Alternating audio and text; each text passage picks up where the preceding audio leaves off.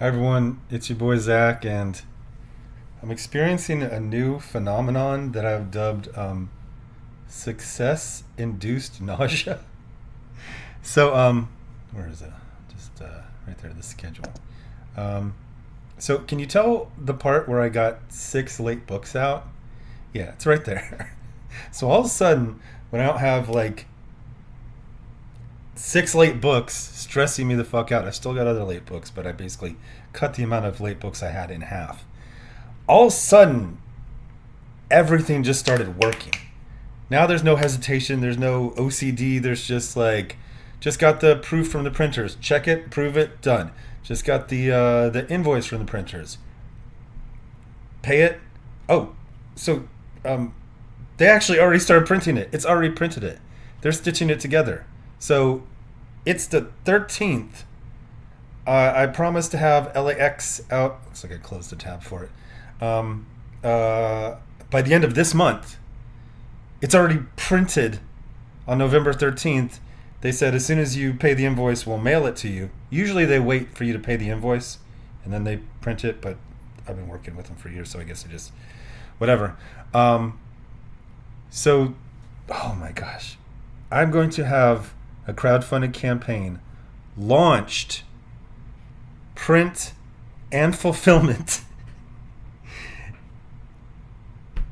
I was gonna say 30 days. It wasn't even 30 days because I launched on like the fourth or something like that. This is, oh my gosh, I'm so excited because you all are gonna be able to see it. So I'm like beside myself. And so I was going to review these New Gods comics. I caught up on them, but then I saw this right here. And it's people on the what did Eric call it, the economic right, the cultural right. So they're talking, and Eric is just the most arrogant motherfucker on the planet. So a guy says stuff that's true, and then Eric gets up there and he's always talking like he's a professor, and he corrects the guy with his full chest and just completely confident, and he's fucking wrong. The first guy was correct. So it goes on for kind of a while. It says, for all the political pendulum swinging and for all the growing public disdain, particularly among young men, for anything with the slightest whiff of woke, the arts and humanities remain a blind spot for the ascendant. What the fuck? This is just always look out for a group, of movement, a person that calls himself something different like every time you meet them. Oh, we're the right. Oh, we're the economic right. Oh, we're the ascendant right. Are you guys gonna be like Super Saiyans next? Like, what are you? It's like when they would bring back Power Rangers, and it would always be like Power Rangers Neomorphers or some shit like that. Um, so he's talking about the ascendant right. They build no infrastructure, develop no talent, invest in no institutions, patronize no creatives. They rue the closing of the American mind, seemingly ignorant that investment in the arts and humanities would encourage and inspire American minds to remain open, inquisitive, creative, and wise. For all its flaws and failures, the left is vastly superior to the right in one respect. They understand and revere the power of art. As such, they are, by default, America's mightiest culture warriors. Meanwhile, the self-professed culture warriors on the right are, I don't, what is a poster when you, what, POAST, is that is that a thing?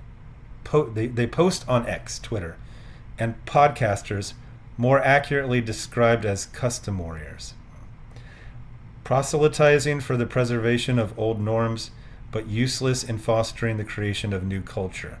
This asymmetry means that no matter who wins elections, the left will always have a direct line into the heart and the soul of the people, and those people will vote. So, this name sounds familiar. Clifton Duncan. It's not doing the thing where it pops up and tells me who he is. But here's where he's wrong. The right builds infrastructure. I mean, you got Ben Shapiro, you got Eric July. The problem is what they make is dog shit. So, like, it doesn't matter if you build a studio or a publishing company because of this part right here. They don't understand or revere the power of art. So what is the point of making a movie studio if you hate movies and artists and art and culture and creativity? What is the point of starting? One thing I always think about, I wish I remember the exact words that Ethan used. He said, it's so strange that Eric July chose to be a comic book publisher because he clearly has no interest in comics. Look at how many of his characters, their strengths are like super strength, super durability. And he always says this, he always says super flight. And usually it's understandable to be confused. Like, nobody says Superman has the power of super flight, but I know the way that Eric July's mind works. And he's like, if you say flight, they're just going to think taking an airplane. Like, that's you have to think about an idiot who thinks he's like a professor. And then if you put yourself in that mindset, you can understand Eric July's thinking. But this thing where he says about the left, they understand and revere the power of art. As such, they are by default America's mightiest culture warriors. Ben Shapiro thought he could just raise a couple million and just be a studio, but the only movie he produced that did good, it was the one with Thomas Jane in it, and that was made by someone else, and they just basically gave some money to help finish it and release it. Like, nothing, there was no creative. All they could just do was just like Lady Ballers, and then I mean Eric July is just like, yo, he's got super flight. That means he ain't got to take aeroplanes. Like, so I disagree with some of the stuff, not much. I mainly disagree that the right, the ascendant, whatever, the right does not build infrastructure. They do. They just then produce shit because they think art is a task. There are a bunch of tasks involved in creating art, but art itself is not a task. And they go, oh, well, I had a bunch of checkboxes and I checked everything off, and then that's how you do art. And then Eric July is just, his response is, oh my God. Please look at the screen. He actually typed this. If I may chime in. Oh my God. This is a bell I've been ringing with the chime and the bell since 2011. And there are two main reasons the cultural landscape looks the way it does. Number one, cultural ineptitude. For decades, the right, I don't know why he put that in quotes, has undermined the importance of culture. They don't even have the church anymore. That vacuum left culturally influential spaces to be dominated by the left, so they win by default. Some of this is neglect. Some of it is outright hostility toward various subcultures. Most investment on the right goes to straight politics, think tanks, campaigns, lobbying. Podcasting exploded simply because it's cheap and lets them talk about political topics they already focus on. This is why there's an abundance in that space. Number two, catty behavior and egos. Catty behavior to Eric is just criticizing him in any way. We clown the left for eating their own, but the right is just as bad, if not worse. Any success triggers some dumb conflict. Too many people feel they must be the guy, and any influence has to revolve around or flow through them. Instead of allowing decentralized organic movements to thrive, which gives you countless points of attack, they'd much rather be ones in control. So when someone on the right gains momentum, someone else eventually tries to kneecap them. Even with 80% agreement, they'll obsess over the 20%, leading to distractions, infighting, and lost momentum. Meanwhile, the left keeps control, and their cultural power goes largely unopposed. The right is absolutely terrible at coalition building. Translation, Stop criticizing me and everything will be fine. So you see the difference between an intellectual Clifton Duncan and a pseudo-intellectual Eric July.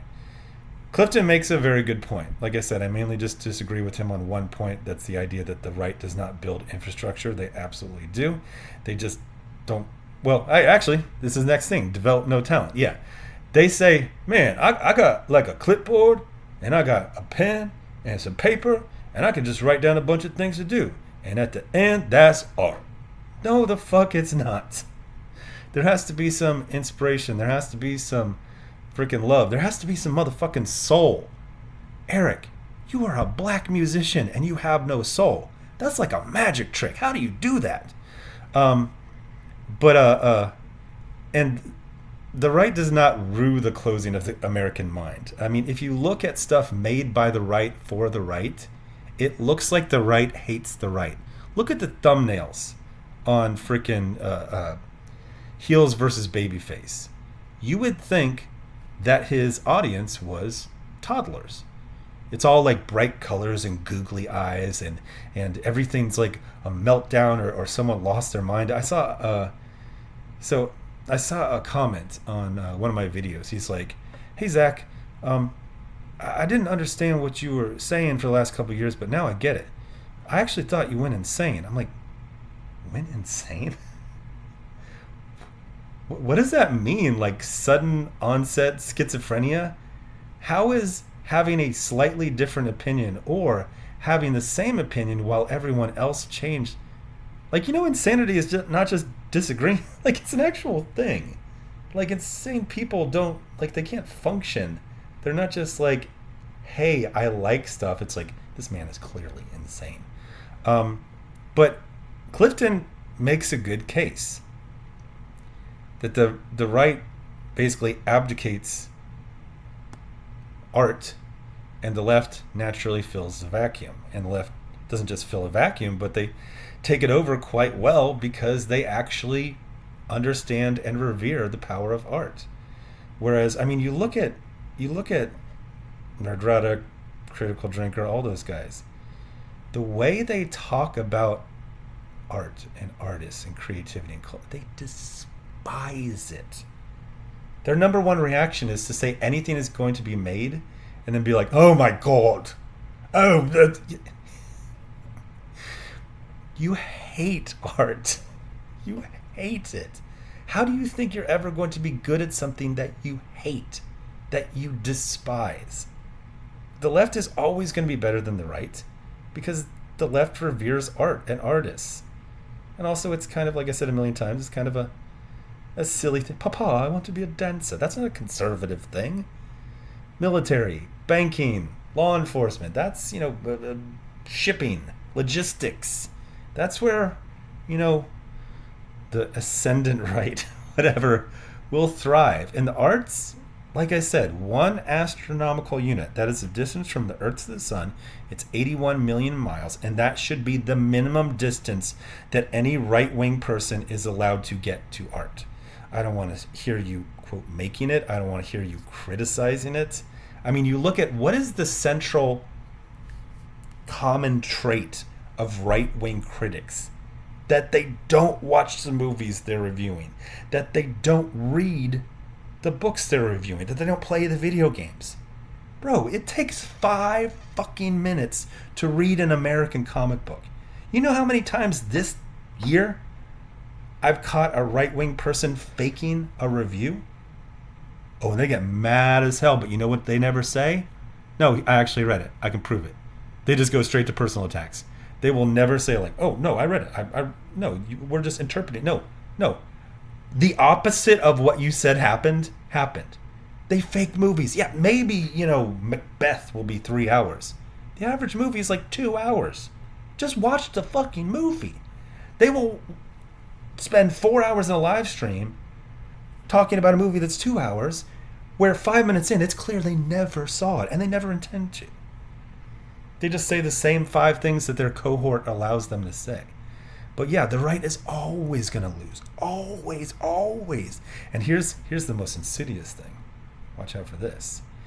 If a right-wing person wants to get good at art, They will study art and learn to appreciate it, and they will probably start leaning left. So you will literally turn into a left-wing person loving art. Ooh, scary. Anyway, so well said by Clifton Duncan. Just usual hibbity jibbity bolt. Like the fucking arrogance of this idiot.